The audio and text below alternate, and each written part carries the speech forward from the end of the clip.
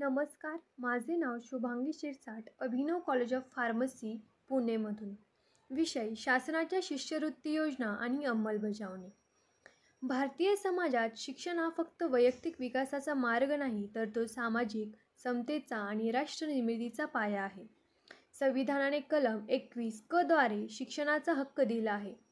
पण वास्तव हे आहे की अजूनही हजारो विद्यार्थी केवळ आर्थिक दुर्बलतेमुळे आपले शिक्षण अर्धवट सोडतात. अशा विद्यार्थ्यांसाठी शासनाने विविध शिष्यवृत्ती योजना राबवल्या आहेत.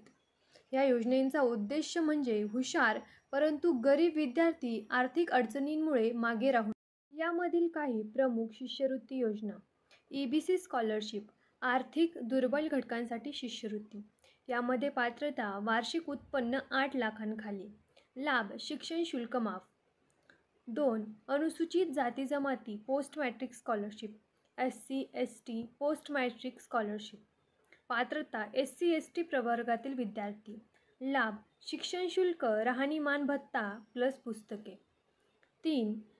OBC, VJNT, SBC व भटक्या जमाती शिष्यवृत्ती योजना. उद्दिष्ट: सामाजिक व शैक्षणिकदृष्ट्या मागासवर्गीय विद्यार्थ्यांना प्रोत्साहन. 4. महात्मा ज्योतिराव फुले शिष्यवृत्ती योजना. पात्रता: शेतकरी व ग्रामीण भागातील विद्यार्थी. लाभ: महाविद्यालयीन शिक्षणासाठी फी सवलत. 5. डॉक्टर बाबासाहेब आंबेडकर शिष्यवृत्ती योजना.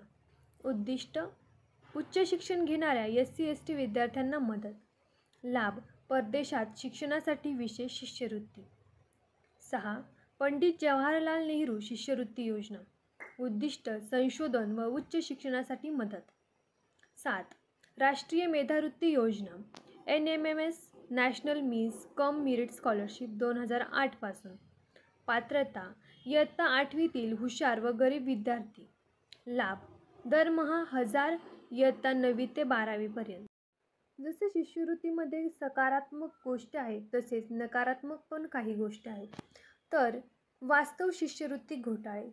महाराष्ट्र 2017. 1382 संस्थांचा तपास झाला.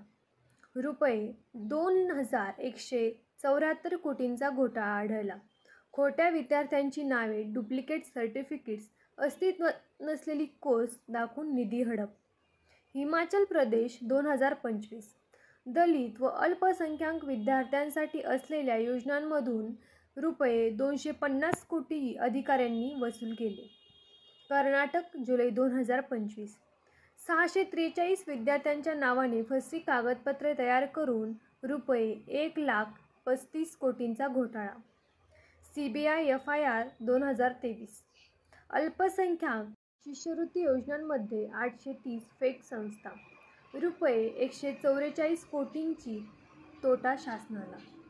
या घटनांमधून स्पष्ट होते की योजना चांगल्या आहेत पण अंमलबजावणी पारदर्शक नाही. यावरील काही उपाय आपण लागू करू शकतो. 1. जागरूक मोहीम. शाळा व महाविद्यालयांना योजनांची माहिती द्यावी. पारदर्शक तंत्रज्ञान.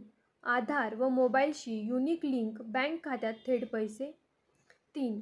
फील्ड तपासणी. प्रत्येक महाविद्यालय व विद्यार्थ्याची प्रत्यक्ष पडताळणी. 4. कडक कायदेशीर कारवाई, घोटाळ्यात सहभागी असणाऱ्यांना शिक्षा. 5. वेळेत निधी वितरण.